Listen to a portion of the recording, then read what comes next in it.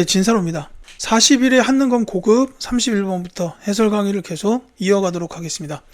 가나사의 시기에 있던 사실로 옳은 것은 해가지고, 자, 가에 보시면 조선에서 국왕의 명령에 의해 선교 중이던 프랑스인 주교 2명과 선교사 9명, 조선인사제 7명과 무수히 많은 남녀노소 천주 교도들이 학살되었습니다 라고 났어요.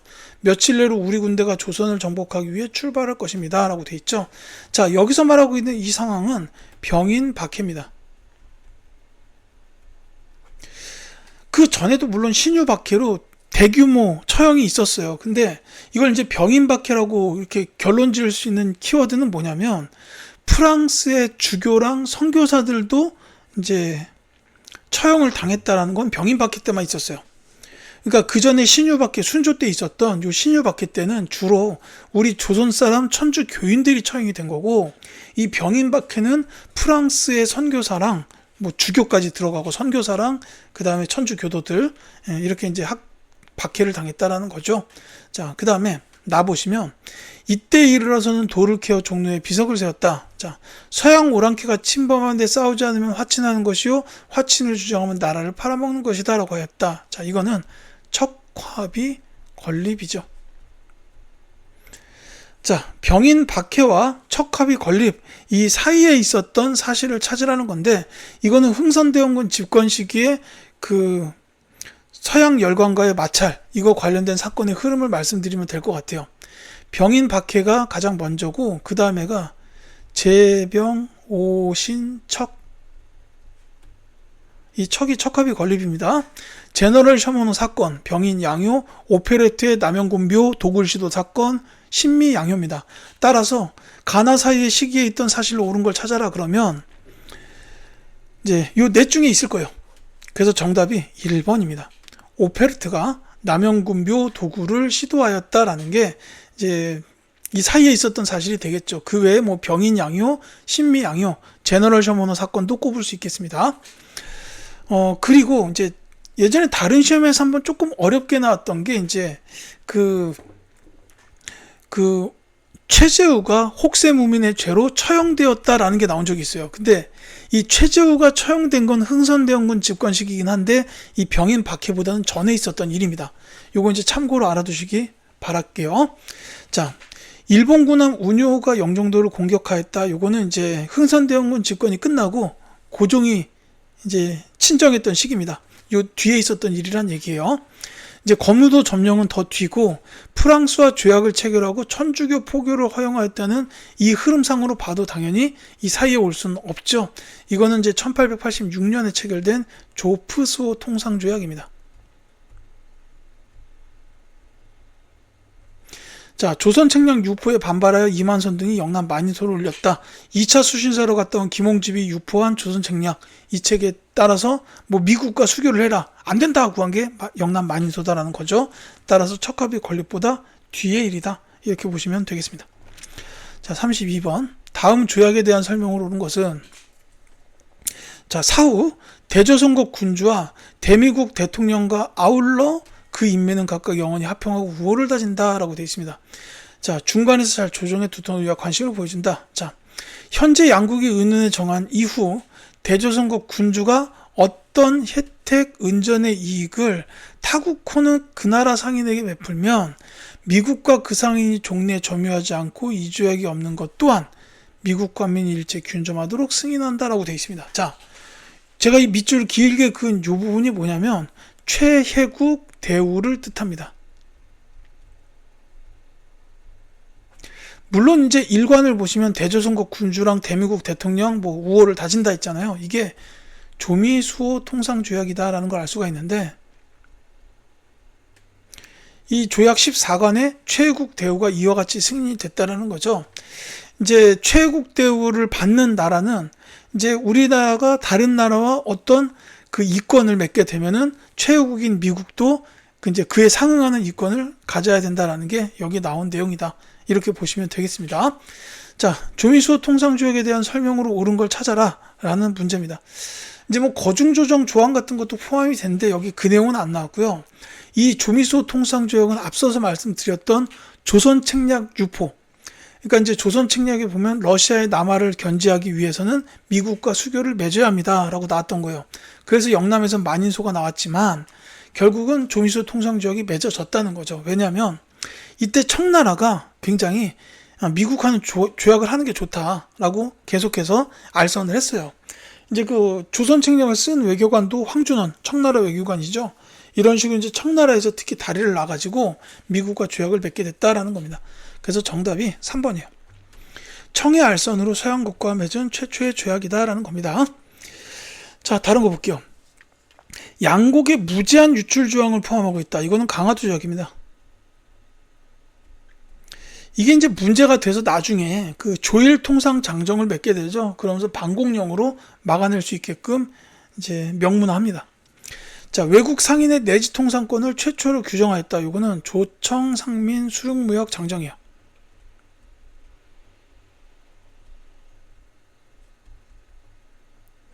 그러니까 이제 이런 거 설명드리다 보니까 갑자기 이때 이 조약 맺는 이 외교관들, 그 조선의 외교관들이 좀 공부가 덜 됐다라는 생각이 자꾸 들어요.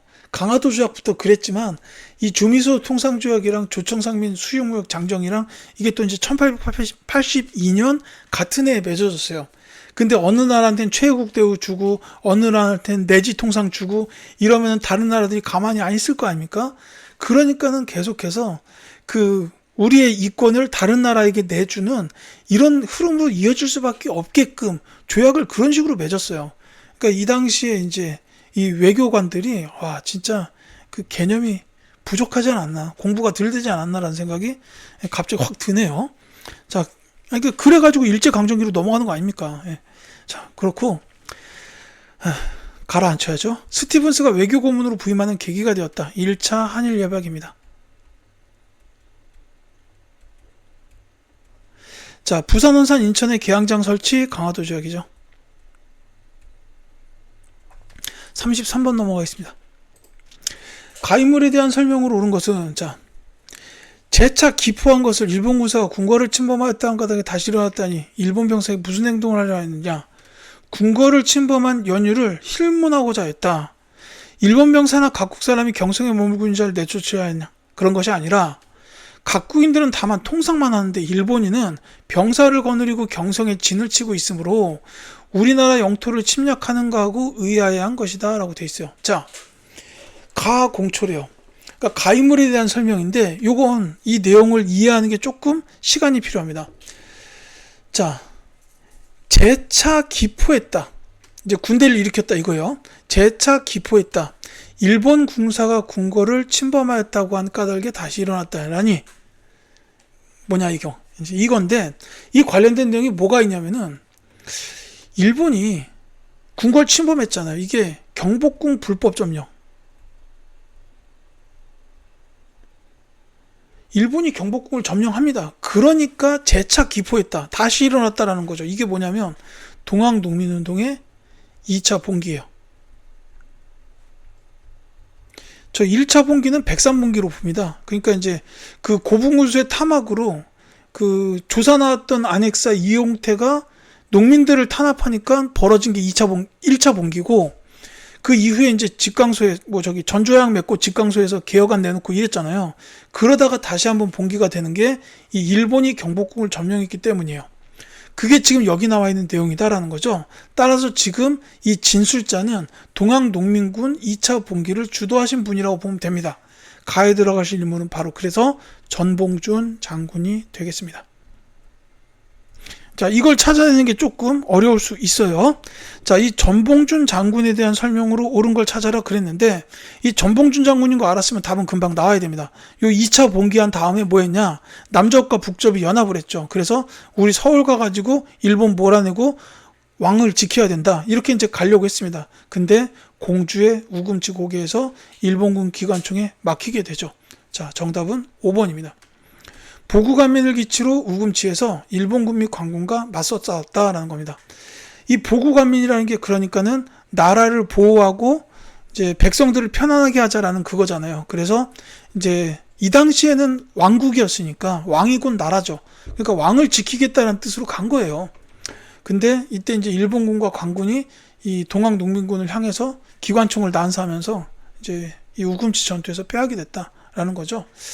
이후 사실을 말씀드리자면 이 이후부터 일본은 이제 뭔가 자기네들 뜻에 반하는 이야기를 하는 조선 사람들을 다 동학교도로 몰아가지고 이제 이렇게 처형하고 탄압하고 이랬습니다.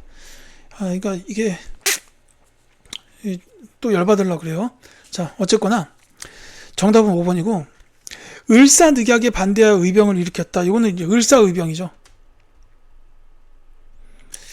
대표적으로 두 분 정도를 꼽아요.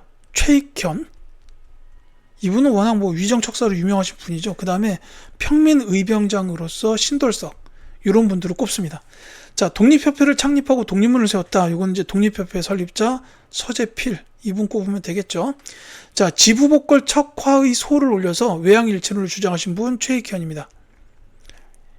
이분이 이렇게 외양일체론 주장했는데 받아들여지지 않고, 위정척사운동 벌였는데 받아들여지지 않고, 계속해서 이제 일본과 친하게 지내고 이렇게 나라 권리가 넘어가려고 하니까 결국 의병까지 이어졌는데, 이 의병이 거병을 했어요. 그래가지고 이제 일본군하고 맞서서 싸우려고 하는데 일본군이 아니라 광군이 오니까 최익현이 자기 의병 병사들에게 무기를 버리라고 명령합니다. 조선 사람끼리 싸움을 할 수는 없지 않느냐 하면서 무기를 버리고 스스로 투항을 하죠. 그래서 쓰시마 섬에서 순국하는 이런 일이 있었습니다. 그리고 이제 이분의 제자였던 임병찬, 이분께서 이제 독립의군부 창설하고 이렇게 나갔다는 거죠. 자, 13도 창의군을 지휘하여 서울 진공작전을 전개하였다. 이거는 정미의병인데, 이거의 총지휘관으로 이제 이인영 장군, 그 다음에 허위 장군, 이런 분들을 꼽을 수가 있겠네요. 자, 34번 가겠습니다. 다음 인물에 대한 설명으로 옳은 것은, 자, 구국 침탈에 저항한 구국운동 지도자 이준. 자, 이준 열사 나왔습니다. 자, 을사늑약 폐기를 주장하는 상소운동 펼쳤고, 그 다음에 안창호 등과 함께 신민에 조직했다. 이제 건국훈장 대한민국장 추서했다. 이렇게 나왔죠. 자, 근데 우리가 기억하는 요 이준 선생님에 대해서 가장 중요한 키워드는 헤이그 특사로 가셨었다라는 겁니다. 그래서 정답이 5번이요. 헤이그에 열린 만국평화회의에 특사로 파견되었다. 이준 뿐만이 아니라 이상설, 이위종 이런 분들도 헤이그 특사 가셨습니다. 자, 고종의 밀지를 받아 독립의군부, 바로 앞문제에서 말씀드렸네요. 임병찬 선생이고, 영국인 베델과 함께 대한매일 신보를 발간하였다. 양기탁 선생입니다. 신민의 창립 멤버기도 합니다. 자, 평양에서 조선물산 장려회 발기인대회를 개최하였다. 요거는 조만식 선생이죠. 물산 장려운동. 북간도에 서전서숙을 설립하여 민족교육을 실시하였다. 이 중 한 분 이상설 선생님입니다. 자, 그 다음에 35번 가겠습니다. 다음 상황 이후 전개된 사실로 옳은 것을 보기에서 고른 것은, 자, 환구단에서 천지에 고하는 제사를 지냈다라고 했죠. 환구단.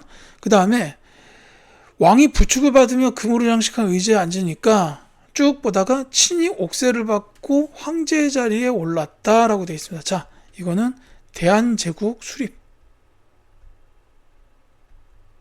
자, 대한제국이 수립되는 그 순간에 대한 설명이다 라고 보시면 되겠습니다. 자, 이거 이후에 전개된 사실이에요. 그러니까 대한제국 시기국은 그 이후에 일제강점기인데, 보통 이럴 때는 이제 이 바로 직후 정도를 찾는 게 맞을 겁니다. 그러니까 대한제국 수립 이후에 있었던 일을 찾으면 되겠습니다. 정답을 바로 따다닥 말씀을 드릴게요. 대한제국이 수립된 이후에 고종 주도로 광무개혁이 추진됩니다. 그거랑 관련된 게 두 개가 나왔어요. 이 광무개혁에서는 일단 원수부가 설치됐다. 니은 맞고요. 그 다음에 이때 이제 양전사업 및 직계발급도 있었지만은, 그 다음에 상공학교 같은 여러 직업 관련 학교들도 만들어집니다. 그게 기억에 있죠. 그래서 요 기억과 니은이 이제 그 대한제국 수립 이후 광무개혁 때 있었던 일입니다. 광무개혁이요. 자, 기기창이 설립되었다는 1880년대 초, 유경공원이 세워졌다. 역시 그 시기쯤입니다. 그래서 디귿과 리을은 이제 시기상 맞지가 않죠. 자, 36번 가겠습니다. 다음 사건이 일어난 시기를 연표해서 옳게 고른 것은, 자, 대한민국 임시정부가 내각 책임제와 국무령제를 채택했대요. 2차 기원을 통하여 내각 책임제를 채택했다라는 겁니다. 기존의 대통령제를 유지하는 동안 독재적 상황이 나타났던 경험을 고려한 것으로 보인다라는 거예요. 그러니까 이게 배경이 된 게 뭐냐면 이승만 탄핵이에요. 초대 대통령이 이승만이었잖아요. 대한민국 임시정부에. 근데 요 이승만이 그 전에 국제연맹, 그러니까 지금 유엔이 국제연합이죠. 그 전신기구입니다. 이 국제연맹에다가 위임 통치를 청원했던 일이 있었어요. 그러니까 이 사실이 알려지고서는 뭐 하는 짓이냐 해가지고 막 국민 대표회도 열고 막 이렇게 된 건데, 그래서 결국은 탄핵이 되고 잠시 박은식 역사학자 선생님께서 이제 대통령을 역임을 하셨다가 이제 이 임시의정원에서 그 헌법을 바꾸죠. 그래서 내각 책임제 및 국무령제로 이렇게 가게 됐었다라는 겁니다. 자, 그래서 이게 이제 정답이 뭐냐면, 제가 지나가는 말로 말씀을 드렸지만 이 이승만 탄핵 이전에 국민 대표회의가 있었어요. 임시정부가 이렇게 나가도 되겠느냐? 그래서 향후 활동의 방향을 논의하기 위한 국민 대표회의가 개최가 됐었는데, 그 이후에 이제 많은 독립운동가들이 이탈을 하면서 임시정부가 침체가 되고 이제 헌법을 바꾸면서 내각 책임제랑 국무령제로 됐다. 뭐 이렇게 나온다는 겁니다. 자, 그게 그래서 국민 대표회보단 뒤고 한인의 국단 조직보단 앞입니다. 그래서 2번 나가 정답이 되겠다. 이렇게 보시면 되겠죠. 자, 37번 가겠습니다. 가단체에 대한 설명으로 옳은 것은, 자, 조선일보사 귀중인데 쭉 보시면 의열남하가 희생적으로 단결한 가해 일원으로 외적의 간시설 기관을 물러나고 파괴하려고 금차 회국 도경한 바, 쭉 보시면 현장에서 자살하기로 결심하였습니다. 희생자 나석주 올림이라고 나왔어요. 자, 나석주 선생님께서 쓰신 글이고 외적의 관시설 기관은 물러나고 파괴하려고 라는 데서도 알 수 있습니다. 자, 이 단체는 바로 의열단이죠. 자, 동척회사 식산은행에 휴대물품을 선사한다라는 말이 나왔어요. 자, 이 동척회사가 그 동양척식 주식회사를 뜻하죠. 그러니까 이 나석주 의사께서 동양척식 주식회사랑 식산은행에 폭탄을 투척하셨다라는 겁니다. 자, 선사하고라고 표현하셨네요. 자, 어쨌든 이 의열단에 대한 설명을 찾는 문제인데, 이 의열단인 거 알았으면 제일 중요한 키워드는 뭐냐? 조선혁명 선언을 활동의 지침으로 삼았다라는 사실입니다. 정답이 4번이에요. 이제 역사학자 신채호 선생님이 작성하셨죠. 자, 조선혁명 선언 활동 지침, 이게 의열단이고, 김구에 의해 상하이에서 결성되었다. 이거는 한인애국단.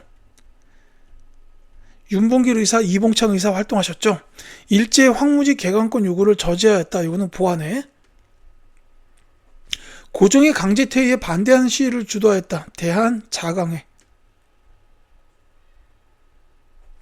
일제가 조작한 백오인 사건으로 조직이 해체되었다. 신민회입니다. 자, 38번 가겠습니다.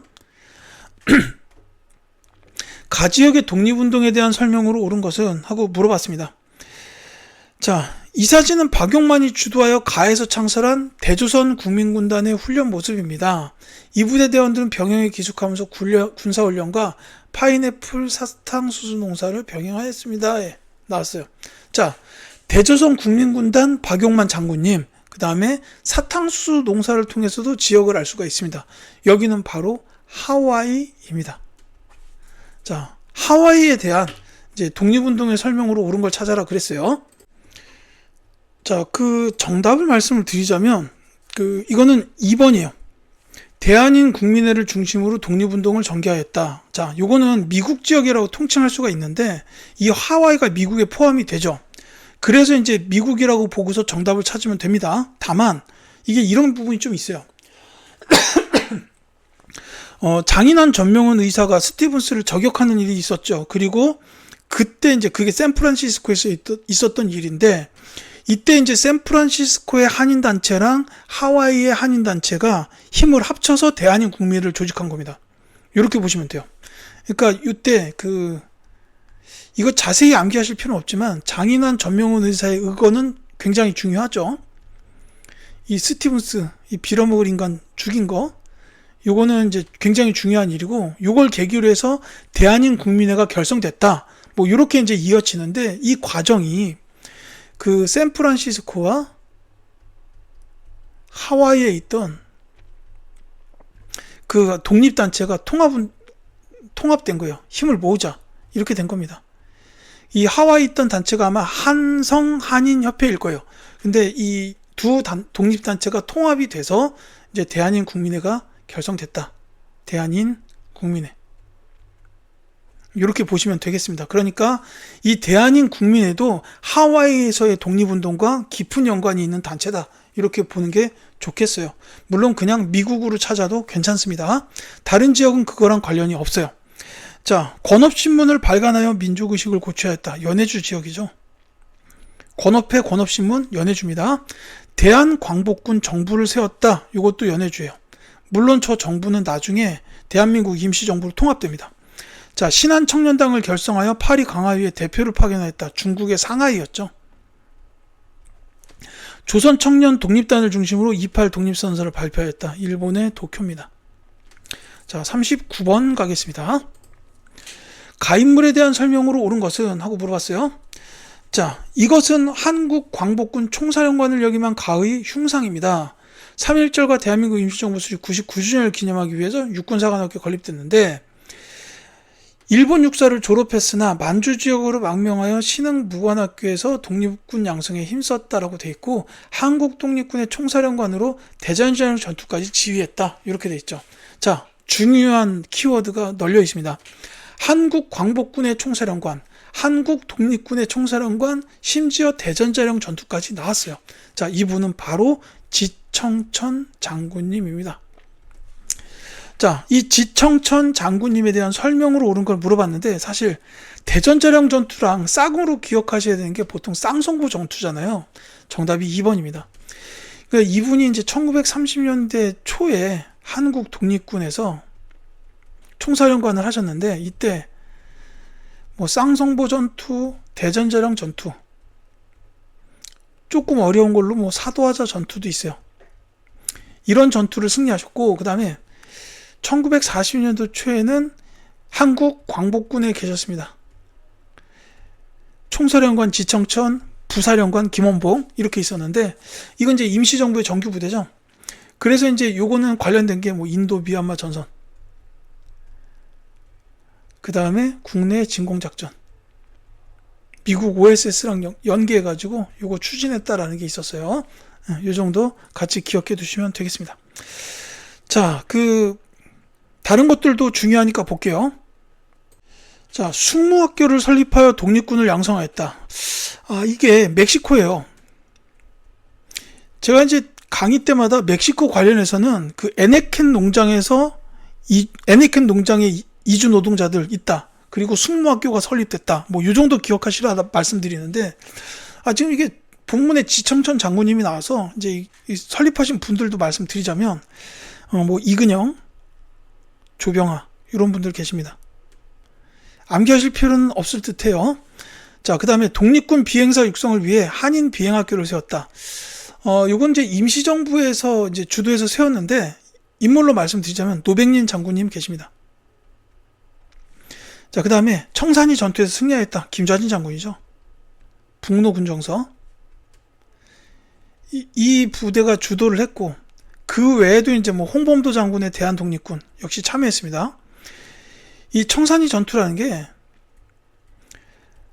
청산리라는 지역 일대 여러 개, 백운평, 천수평, 어랑촌 등 여러 개 지역에서 이제 막 여러 날에 걸쳐서 막 동시다발적으로 전투가 일어났었어요. 근데 우리 독립군 부대들이 여러 군데에서 일본 군들을 연전연승을 했던 그런 전투입니다. 자, 조선 건국동맹을 결성하였다. 이거는 이제 여운형 선생님을 꼽으면 되겠죠. 자, 40번 가겠습니다. 다음 글을 쓴 인물의 활동으로 옳은 것은? 하고 물어봤어요. 자, 대륙의 원기는 백두산으로 솟았고 북으로는 유동평을 열었고 남으로는 한반도를 이뤘다. 저들이 일찍이 우리를 스승으로 섬겨하는데 이들이 이제는 우리를 노예로 삼았구나 라고 되어 있습니다. 이 저들이 일본이죠. 그러니까 옛사람이 이르기를 나라는 멸할 수 있으나 역사는 멸할 수 없다고 하였다. 나라는 형체이고 역사는 정신이다. 이제 한국의 형체는 허물어졌으나 정신만을 홀로 보존하는 것이 어찌 불가능하겠는가 라고 되어 있습니다. 태백광로지음이라고 나왔어요. 사실 저는 이 본문이 쉽지 않다고 생각을 합니다. 왜냐하면 저는 이걸 쭉 읽고서 이거 해설 강의할 때 어떻게 설명을 해야 되지라는 게 좀 난감한 느낌이 있었어요. 그러니까 사실 제가 이 답을 찾을 때의 가장 중요한 키워드는 태백광로였습니다. 이게 박의식 선생님의 필명이에요.